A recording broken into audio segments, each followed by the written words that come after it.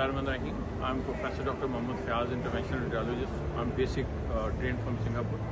अच्छा अभी मैं सिंगापुर में हूँ. यहाँ पे हमारी डिस्कशंस थी और मुख्तलिफ हॉस्पिटल्स में कुछ लाइव केसेस थे.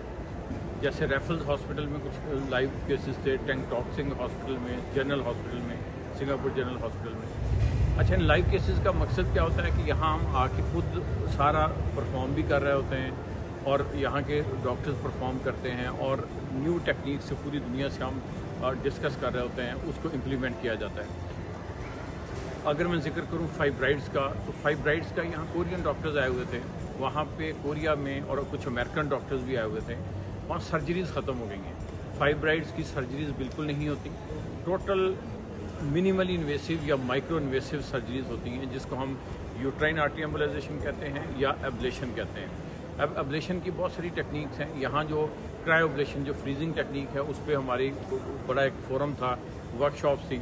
तो यूट्राइन आर्टरी एम्बोलाइजेशन दुनिया का एक टॉप 10 ट्रीटमेंट है फॉर फाइब्राइड्स और उससे इक्वल या उससे लेटेस्ट माइक्रोवेव लेज़र ट्रीटमेंट है.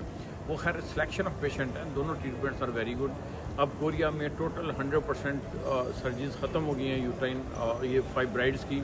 वो लोग मिनिमल इन्वेसिव ही करते हैं, एम्बोलाइजेशन ही करते हैं या RFA करते हैं. इसी तरह दुनिया के बहुत सारे और डेवलप्ड कंट्रीज़ में हैं. वो टेक्निक्स उन्होंने अपनी टेक्निक्स बताई कि किन टेक्निक से वो बहुत अच्छे रिजल्ट्स ले सकते हैं.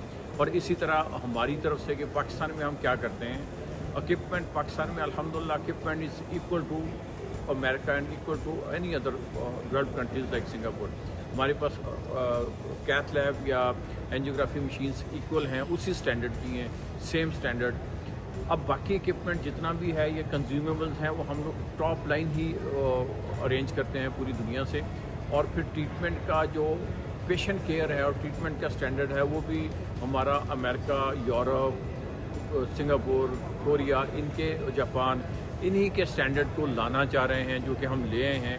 और हमारे रिजल्ट्स भी अल्हम्दुलिल्लाह उसी तरह बेहतर हैं, बहुत बेहतर हैं.